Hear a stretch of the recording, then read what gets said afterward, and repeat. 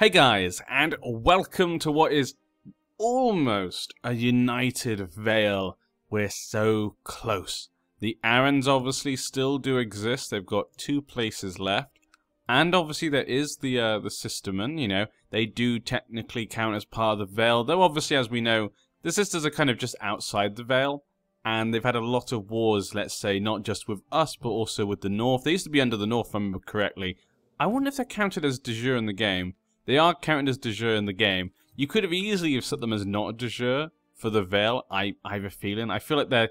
because they have such a very distinct culture, like, even in, like...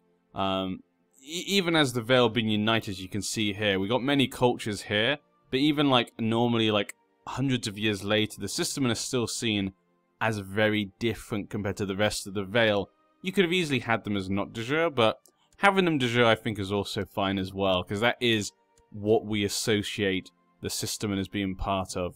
Yeah, so they've got these islands as well. These 2 islands, I'm not sure if they actually are meant to be under the Sisters. I'm not sure about the history of these 2 little islands. Personally, I feel like they're more part of the Vale, or at least they're both more part of the Fingers, if anything. But that's just my personal opinion. I'm not exactly completely clear on the history. My knowledge of the history and stuff is like, I've read the books probably once, and the World of Ice and Fire books once. Luckily, I've got a pretty good memory, so I can usually remember a lot of stuff, or little tidbits here and there, but it's definitely not perfect. Definitely not perfect. So we've got everyone running to where they should be going, so we can finish off these rebels. Be united people. It's so nice to finally see the Vale sigil here. Royces. It's finally yours. We've changed history. For the better or for the worst? Who knows? And the Bane Forts shall come and join us. The Tormentor, maybe not the most honourable of men. Evenstar, the Sapphire family will also come to join us. Thank you very much. And in beginning this episode, I think I should probably say this here, so that way most people will hear it, rather than leaving it to the end. So that way, you know, not everyone will get to hear that. I'm kind of thinking about what to do with this series. I'd love to hear what you guys think. Obviously, we've now... the Vale is basically ours, you know. There's not really anything the Arons can do. It's basically going to be a sort of a slow finishing off of this conquest. I'd love to know what you guys think about the series. Would you like the series to continue, or do you feel we've got what we need to now? What I'm feeling is that we've learnt a lot from this mod at the moment. I know they've updated the mod quite a few times since now, so I'd like to go up to the more updated version of the mod to try out some new things, maybe try out some new ideas, maybe, you know, try out as, you know, someone... looking at the map again. Trying out someone like Beyond the Wall, maybe unite the different people beyond the wall, maybe try out someone in the north, maybe like, you know, the Mormonts, maybe Bear Island could be kind of fun, that type of thing. I'd love to hear what you guys think about what you'd like to see. Would you like to see this series continued? Do you want us to see us, you know, reach out beyond the Vale? Or do you feel this is a good place to finish off? Because at the moment I feel like we're just dealing with rebels and stuff. I'd like to just go up to a more updated version of the mod, try something different. And we've learnt a lot about this mod since we began. Definitely learned a lot about when it comes to different cultures and stuff. It definitely makes it a lot more harder to keep things in line. Shall we seek treatment, King Yorick? I mean, you are a crazy, crazy man, but you probably do want some treatment. But at the moment, for me, I'm feeling like, at the moment, I'm feeling quite bored of it at the moment. I was loving it before, but at the moment, I'm feeling a bit bored just because we seem to be dealing with rebels all the time. So maybe I'm feeling like it'd be nice to move on maybe from this, but I'm not sure. I'm not completely sold on that idea just yet, so I want to hear what you guys think. If you guys feel that you're happy with where we've got to and you want to try something different, I will definitely do that. If you guys don't and you feel that actually there's a lot more to see and you actually really are enjoying this series, maybe that'll incline me then to push on more and we'll see what happens. But that's just where my mind's at the moment. I'm not completely sure. Your court physician has come to see you and offers treatment for your illness. Now, he's obviously a craven, yeah, so he's not going to try the more experimental things. Please do only what is necessary, or these treatments sound scary. Maybe he's a bit scared. Maybe he doesn't want to do anything right now. Envious, humble. He's humble as well. He is crazy, yeah, these treatments sound scary. He's just going to run out the room. We're just going to say that for now. Troubled one of our petty nobles who was visiting Brighttown. His behavior being unacceptable would be quite an understatement. I will have to take action soon. From the Lidens, I'll swallow my pride and take responsibility. False accusations. Now, High King Yorick is a humble man. He's craven, so maybe he doesn't want to have like a confrontation. Yeah, and he kind of might give them the benefit of the doubt because he's charitable. But he is crazy, but I feel like his craziness will come from these things more than anything. So, I think being his humbleness, I feel like he would swallow his pride. Yeah. How's my heir? Yorick Royce. Still very young. Young boy. I should probably really be keeping an eye on what's going on. Because we're about to face combat here. I was so busy talking about what I was thinking. I was hardly paying attention. Oh, so these guys can take care of them. I just went from the 5th of October. These guys are getting a fight over here. You guys will get men from here. So that's like, was it 200? That's 800. 4,600. 5,100. And about 5,100. They can't really take on 6,000 men. Even with the hills, I would think. But it looks like I waited too long. So they're going to have to fight. We'll let them fight then. And we'll see how... We could probably kill quite a few men. They could possibly escape as well with as many men as they can. It's probably the best thing to do. So let's just leave them to fight. If I delete them, they're going to lose some men anyway. I feel like that's what it's been made for. The reason we keep losing men every time we delete is to try and stop you from doing that type of thing. So let's do that then. Hugh Waxley. Callon Grey Stark. Eustace Hunter. 2 more. These two both got 10. Some things here and there, good or bad. That guy's only got good things, so I'm going to go with Eldred. And Shettle Hardin. Not on great terms of both of these guys, so let's go for him. He's not a Craven, so let's go for Hardin. And who are our best men? Samuel, 21. Hugh Waxley. And I think we'll go with Callan or Dionel. He's got lots of good things. He's got lots of good things as well. Let's see exactly what his retreat, movement speed, morale defense. This guy's good at siege, combat, and farmlands, steppe, and plains. So none of that's really going to help. So he's quite good at many different situations, but not actually in this situation. So we'll go for this guy. He does give movement speed, but it still won't be enough. Okay, we'll keep him there then. So those 3 hopefully can hold the line. Hold the door, guys. Hold the door in Creek Castle. You can do it. There we go. Okay, 4 men. There's 4,000 men just here, so there we go. That should be quite helpful. They're going to probably face too many men. October the 5th. If he gets there, maybe we can move him up to help out over here. Possibly. I'd like to take these guys out as well. Oh, they've now stopped going. Okay, so we managed to save those men then. Then again, if they had come, maybe we could have defeated them. So that's a shame, mainly because of these guys. What is the supply limit? 15,000. That should be fine then. Both, if they join these guys, we can hopefully attack. It might be quite useful. I forgot to move these guys, didn't I? When did you get there? The 1st of November. 20. Okay, 3rd. There we go. We can keep those 200 men. Oh, thank God we kept those 200 men. What would we do without them? We'd be doomed. Okay, how about maybe I should have sent you this way? They're probably going to be fine, actually, because of that hills bonus there. Yeah, we probably don't even need these men to get there. They're going to go back, though, which is a shame. So how about you go that way? Yeah, we don't even need you to go. Okay. You keep going along this way to catch up to these guys. These 5,000 guys maybe should move back. Because if they bring these guys as well, we might face a bit of difficulty. Okay, so they defeat them there. These guys, though, are running back this way, and they're coming up this way. Okay, they've managed to capture them. 200 men, not a big deal against 6,000, but we got 6,000 and 6,000 here. We don't want those to meet up. I need to get my men together. Though we could attack these guys. It is hills, but we could try and get into attack with 6,000. That's like double the men. I don't think they can get them in time. We should be okay in that situation. So let's get our best men then. And we'll push them down that way. Hopefully they can get there in time. We'll bring these guys round to try and meet up. Try and get as many of our men together as possible.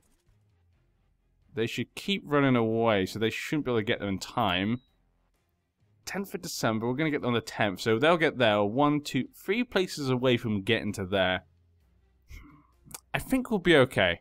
Now, we're not going to seek treatment, because like I said, we did kind of run away from the treatment, so I won't seek that again, because nothing's changed about our character. He should be fine. So we can watch this here. They have, like, no leaders right now. And yeah, that looks like a pretty good decision. Pretty easily won by our guys. And they lost a lot of men, so that turned out to be a good decision then. 6,000 men here. Is this mountains? It's only hills. Okay, lots of hills around us. They attack 5,900? 5,900 should be winning that. We'll see how they go. In fact, I'll bring these guys forward as well. If they come to attack me, we'll be in a good position. You're going that way, aren't you? Silly Billy, go back. Now, they're going to come to attack us here. We get on the 19th. They get on the 6th. So we should get there first. It's hills. We have more men. I really don't see a way we can lose there. Okay, 5,900. It's a good job they didn't bring those 8,000 men. If they brought those 8,000 men, we actually could have been in slight danger. They're still coming to attack. They must be pretty confident. So we're going to try and bring our rest of our men in, just in case. That makes me kind of unnerved, the fact that they actually feel quite confident in their attack. Ah, the king of the Mountain and Moon died in an accident. Well, isn't that lovely? High King Alan Aaron. 11 years old. His regent is Lucian Templeton. Like, basically their only vassal right now. Well, I have so many vassals. So here we should have the advantage. Yep, and it looks as though it's played out quite well for us. There we go. Okay, you guys don't even need to get involved. How about you go to the Bloody Gate, capture that? Do we actually have enough men for that? We actually don't have enough men for that. There's 12,000 men up here. Okay, bring your men together then. Yeah, we're going to need a lot of men. Okay, 31%. Dangerous factions again, of course. I mean, what is this going to be about dangerous factions, of course? Don't know what it is. I'm assuming it's because of the cultures and stuff. But even with the religion stuff, we've managed to convert most of our bannermen to my religion. It's too bad you can't see the bannerman's religion. That would be something nice to see, and I can't just go through all of them right now. But we've converted most of them to our religion.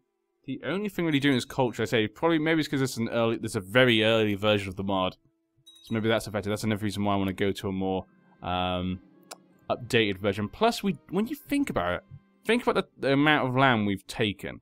We did expand quite quickly. Every time we could attack, we tried to attack. We didn't have much time for peace and whatnot.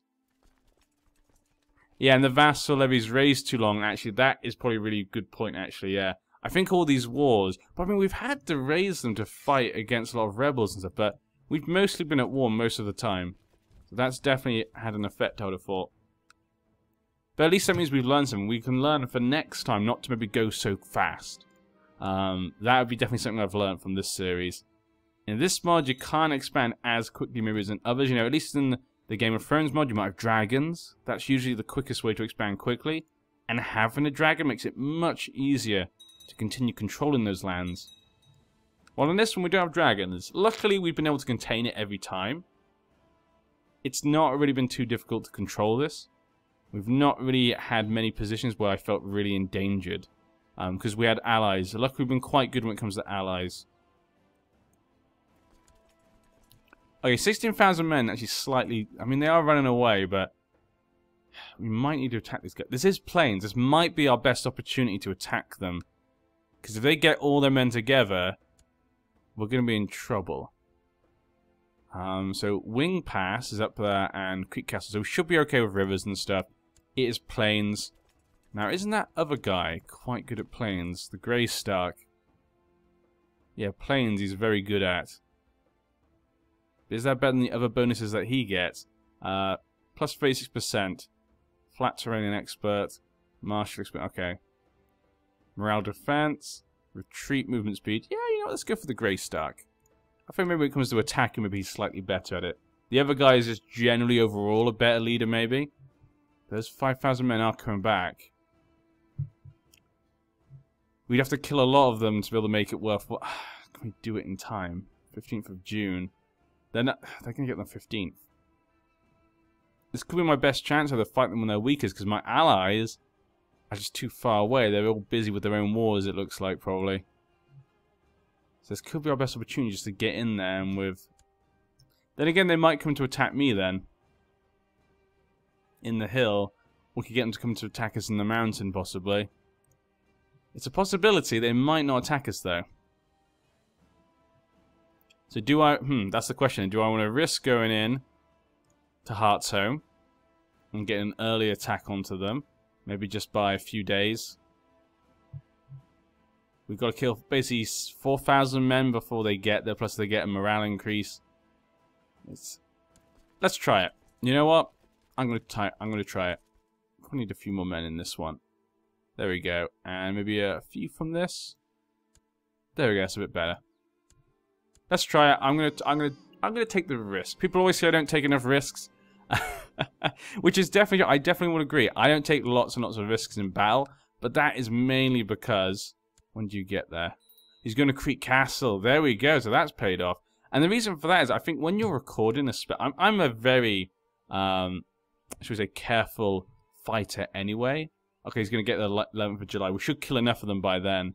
But I'm a very careful sort of strategy war person, I would say usually anyway. That's just kind of my style, I guess is the best way to put it.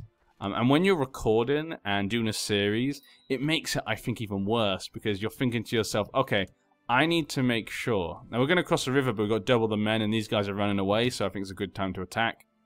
Because both those two armies together could, equal us. And when you're recording a series, you want to be even more careful, because if you make one mistake, it could really damage your series. It could kill you. It could kill all your people. It could ruin everything. I like a journey. I like things to go up and down, but sometimes you can make a really silly decision, and it makes people more upset. So I think that's maybe why I make it even more careful than I normally would be. There's a traitor in the realm. Well, I do like that. We have been good with the Stormcrows. They've been good to us. This Rottenegger's plotting your downfall. I endorse the damning evidence with this letter.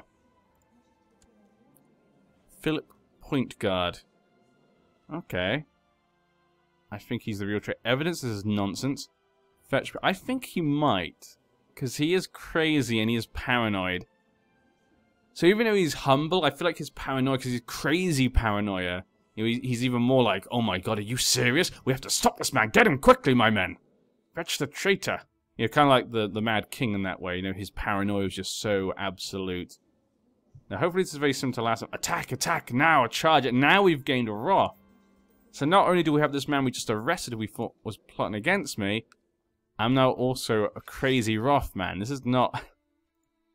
Now, I guess because the evidence was quite small, we can't take anything away from him because the vassals would hate it. Could I execute? No, again, vassals would hate me for it. So maybe we just keep him in jail for the rest of his life. Your errant subject, Count Simon of Agar, has converted to the old god's faith. Well, very good. Of Agher? Agher? What is Agher? I'm not exactly sure how to pronounce that one. Is it someone down? No, it must be someone in the lands I already have. I don't recognize that name, though, at all. I'm not completely sure what that is. Yeah. Agher. Okay, I'm not sure what that is, and I'm not that... I don't find it that important to go look for that. So even if these men get in here, it's not going to make much difference. We've already got it. And they did... Yes, very nice. I was very happy they made it in. I was thinking they might just... if we beat them, they would just not come in then, but they did come in. Lord Allen of Creek Castle has given me bizarre and repulsive evidence concerning the Lord Edison of Mountain and Moon's sexual preferences. Mr. Tollett. I mean, we like the Tollets. But is this really something is this something my guy really cares about? It's not like, my paranoia... Yes, we have paranoia and wrath, but this is probably not something he cares about anyway. Stays out of factions. Okay, let's have a quick look. He's in factions. I do not see him anywhere. Yeah, use information to myself. There we go, 59%. So that's looking pretty nice. We'll come up to Snakewood, take that back to get back some of the war score. Dangerous factions have gone up to over 100. Are you kidding me? What have I done to you people? Let's have a quick look. His opinion modifier. Okay, crush the major revolt. Adds plus 15, of course. Release prisoners. Yeah, I think I should be getting a lot of points for that. Raise levies, yeah, minus 21. Wants a seat on the council. Wants to control the county. Mount Gusset. Foreigner. Legis Pound. Yeah, just, he's got some terrible traits. That's all added minus 5 as well. And stubborn. Brave versus Craven. Vicious rumors. Yeah, there's so many minuses, but not many pluses, as you can see. Huh. Yeah. Again, it's something I can't really help. My guy is just, he's not, I mean, I can see why he's not very well liked. He shouldn't be well liked, really, when you see his personality. Very nice. What's our grandson like? Our grandson's gregarious. So maybe he'll be better. I mean, there's nothing bad about him. So maybe he'll be much more liked. Okay, we can capture that. Very nice, 63%. How about we go to the capital? I think if we capture the capital, 63%, we might get to like 80% at most. Lawrence Mouton is now known as the Evil. I mean, that's not a good name to have, is it? That's yeah. I can't imagine that being a very good sign of his character. One type of hold-in. Okay, I don't need this city then. Just create a new vassal. Done. No, I want to go here.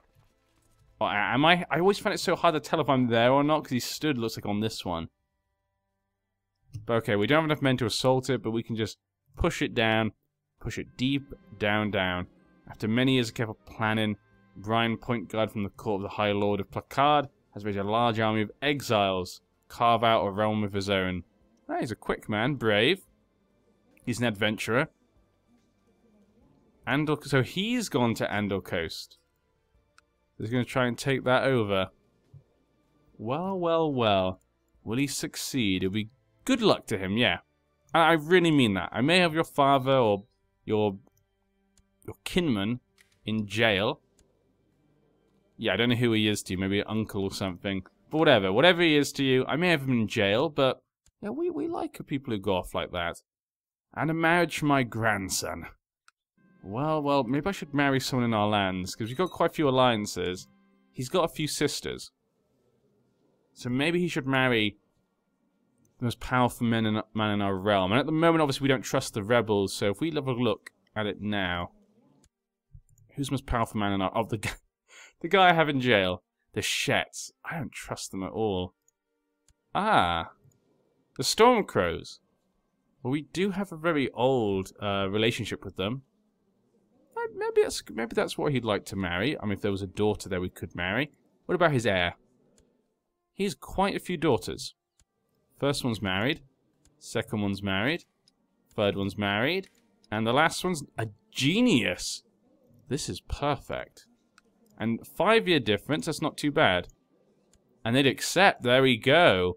My grandson, the Stormcrows, will continue our kind of symbiotic relationship. They did agree to vassalize to us with no war. I gotta commend them for that. And she's a genius and a similar age. I mean, what more could we ask for? She's the perfect girl for my son.